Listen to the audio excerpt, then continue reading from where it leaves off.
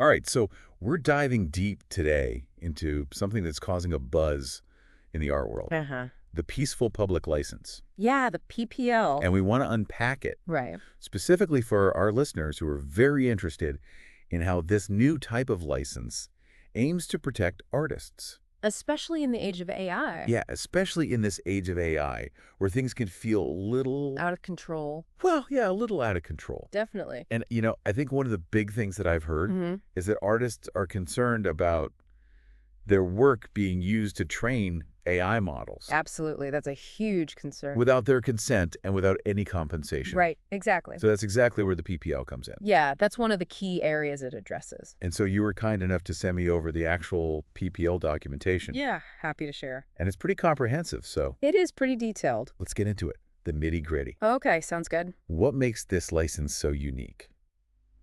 Well, I think at its core, the PPL is really built around this concept of ethical use.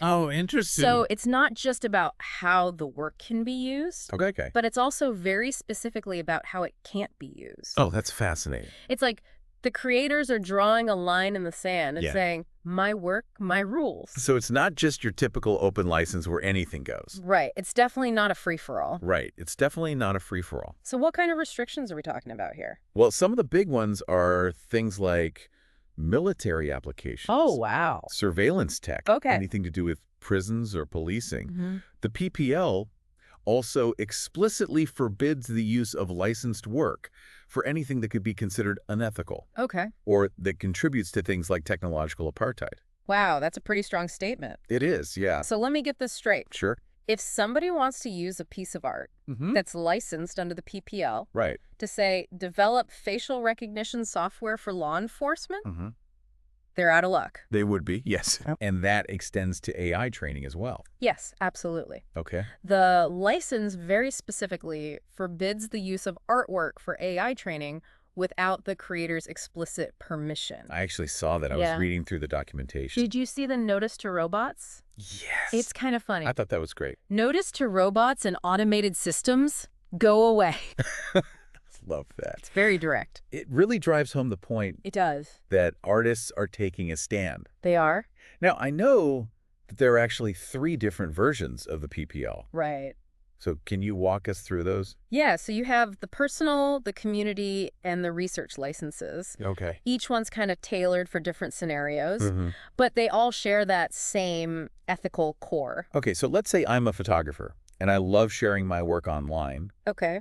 but I'm not comfortable with it being used to train some AI image generator. Mm-hmm. Which license would I go with? In that case, the PPL Personal would probably be the one for you. It's really perfect for individuals Yeah. who want to share their work but want to maintain control over how it's used.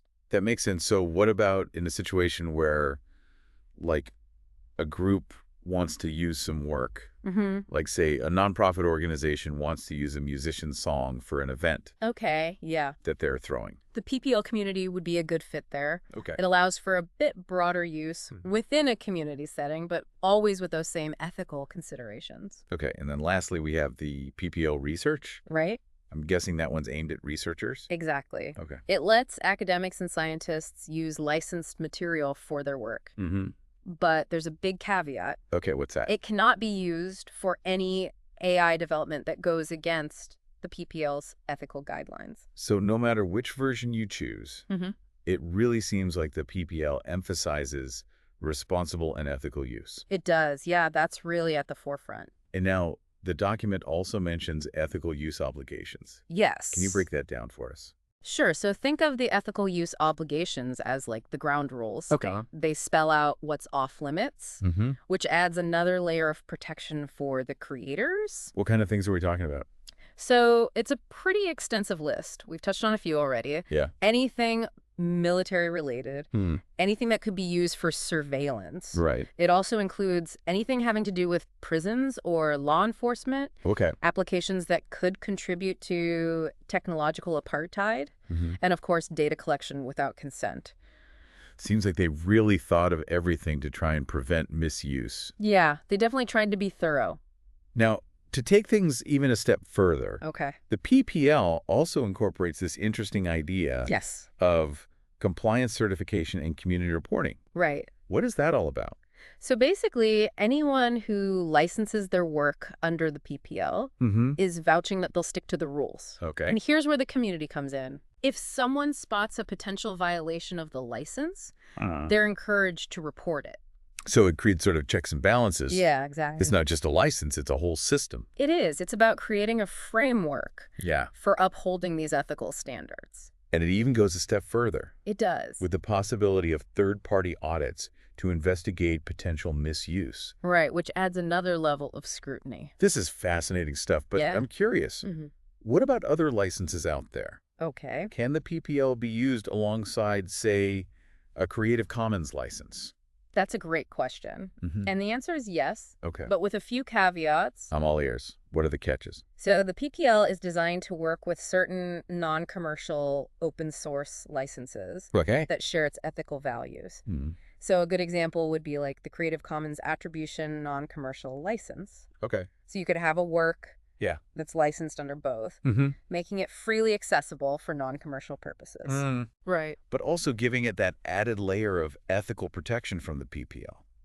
So essentially you can double down on protecting the work Exactly. and ensuring that it's used in a way that aligns with the creator's vision. That's the goal. It's crucial to make sure that any combination of licenses respects the ethical standards of the PPL. Right. Absolutely. It wouldn't make sense to use it with a license that allows for, say, unrestricted military use. Exactly. That would defeat the purpose. Right, because that goes against everything the PPL stands for. Yeah, it would contradict the core principles. So it's all about finding that sweet spot, It is. protecting the creator's rights while still allowing for sharing and use of the work. Finding that balance. This is a lot to unpack. It is. It's incredible how much thought has gone into this license. A lot of work went into it. It shows that people are paying attention to the ethical challenges with AI. Definitely. There's a growing awareness. It's not just about individual artists either. Right. This could have implications for whole creative communities. Oh, absolutely. Imagine musicians, writers, filmmakers, creative. all these creative folks Yeah. having this tool to protect their work. It's a powerful idea. Okay, so we've covered a lot of ground here. We The have. different flavors of the PPL. Mm-hmm. The ethical considerations, how it can work alongside other licenses. Yeah. But let's run it back to you, the listener. Okay. Why should you care about the PPL? Well, that's the big question, isn't it? It is. Lay it on us. I think the answer lies in understanding the bigger picture here. All right, what's the bigger picture? It's about empowerment. You know, Right. it's about giving creators a way to protect their work from being exploited, Right. especially by AI. Yeah. It's about having agency in a tech landscape that can feel, Like it's leaving them behind. yeah, exactly, like it's moving too fast for them to keep up. It's like giving them a voice Yeah, to say, hey, my art matters, exactly. and it shouldn't be used against my will. And it shouldn't be used in ways that I don't agree with. Right, exactly. That lets creators set boundaries Mhm. and ensure those boundaries are respected. And this isn't just about protecting, like, individuals. Right. It's about protecting entire creative communities. It is, yeah. So it's not just about one artist saying, I don't want my song used to train an AI music generator. Right. It's about shifting the whole conversation. It's about changing the landscape. Right. Like Yeah. imagine a world where musicians, writers, filmmakers, visual artists These creative folk. all have this framework to safeguard their work. It's a powerful thought. What would the implications of that be? I think about it. Yeah. No more AI-generated music in ads Oh, wow. without the artist's consent. Boy. No more using artwork to train facial recognition software without permission. Right. It could really shift that balance of power Yeah. between creators Hmm. and those who might try to exploit their work. That's a pretty compelling vision. Yeah. It is. It really is, and it makes you wonder, could this be a model for other industries Mm-hmm. that are grappling with AI ethics? It's certainly possible. Like, could we see something like the PPL in healthcare, potentially education, finance? I think the core principles, Yeah. like transparency, control over data, those could definitely be applied. So imagine patient medical records Uh-huh. being protected by a similar type of license, That would be interesting. making sure that they're only used for, say, ethical research Right. and not for, discriminatory algorithm. Important consideration. Yeah, unfair insurance practices, that kind of thing. Absolutely. Or Imagine educational materials Yeah. being shared freely, but with safeguards Right. to prevent them from being used to create AI systems that could replace teachers That's a valid concern. or restrict access to knowledge. Yeah, those are real issues. It's about being proactive, It is. about shaping the future of technology so that it reflects our values instead of the other way around. Right. Instead of us just being reactive and saying, Exactly. oh, well, now we have to deal with this. We have to shape the tools. The PPL shows that it's possible to find that balance. It does. It offers a framework. I love that. Yeah. That we're not just passive passengers Right. in this technological revolution. We can be active participants. That we have the power to steer the course. And we should. Yeah, It's our responsibility. And that's such an important point to emphasize because I think a lot of times people feel powerless They do, yeah. in the face of these massive technological shifts. It can feel overwhelming. The PPL shows that we're not powerless, It does. It shows that we have options. that we have a voice, Yeah, and we can use it to shape the future we want to see. absolutely. We have to speak up. It's about reclaiming agency, isn't it? It is. It's about taking control Yeah. and making sure technology serves humanity, Yes. not the other way around. Wow, this conversation has been really eye-opening. It's a fascinating topic. Yeah. It really is. I feel like I have a much deeper understanding of the PPL. I'm glad to hear that. Not just the nuts and bolts of how it works, but also the bigger picture. The why behind it. Yeah, exactly. Exactly. Now, I want to ask you, Okay. what are your thoughts on the potential downsides? Yeah, it's a good question. Are there any challenges or limitations with the PPL that we should be aware of? Well, no solution is perfect, Right. and the TPL is no exception. Mm-hmm. I think one potential challenge is enforcement. What do you mean by that? Well, relying on community reporting and third-party audits can be effective, Yeah. but it might not always be enough to catch every single instance of misuse. Okay. And then there's the question of legal challenges. Oh, okay. The PPL is really entering uncharted territory here, Right. and it's likely to face some pushback from those who benefit from the current system. So there could be some legal battles down the road. It's possible, yeah. As people try to test the boundaries of the license or argue against its validity. That wouldn't be surprising. But I think it's important to remember that progress often faces resistance. It does, yeah. The PPL is pushing boundaries It is. It's challenging the status quo of how we think about copyright and intellectual property. in the age of AI. Exactly. It's like any new idea, It takes time it's going to take time for people to understand it for it to be fully understood and accepted. and to adapt to it. So even with these potential challenges, you still see the PPL as a step in the right direction. I do, yes. It's a okay. bold experiment. And it remains to be seen how effective it'll be in the long run. It's too early to tell. But it's a step worth taking. Okay. Yeah. I think it's important to acknowledge those challenges. Definitely. Have a nuanced understanding To see both sides. of the potential and the limitation. Exactly. But despite those challenges, it's clear that the PPL represents a shift Yeah. in the conversation about AI and creativity. It's a significant development. And that brings us to our final question. Okay. What does the future hold for the PPL? That's the big question. What are your thoughts on its potential impact on the art world and beyond?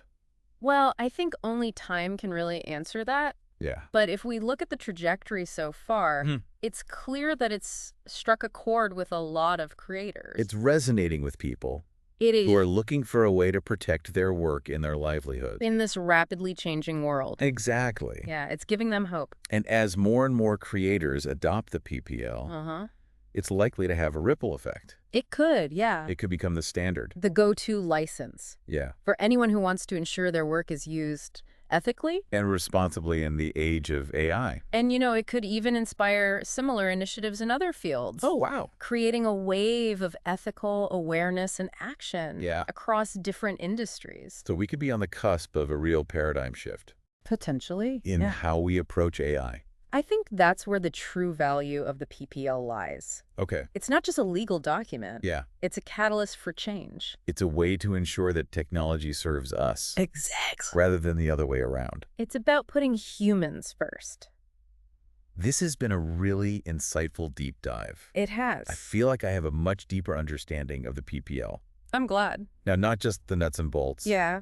but also the bigger picture of what it represents. The ethical implications. And for you listening, Hmm. we hope this deep dive has sparked some of your own thoughts and questions. Definitely. What do you think about the PPL? Yeah, what are your thoughts? Do you see it as a viable solution to the challenges posed by AI Could it be a model for other industries? that are dealing with similar ethical issues? It's a big question, It is a big question. but an important one. The conversation is just beginning, It is. and we encourage you to join in. Absolutely. Thanks for diving in with us.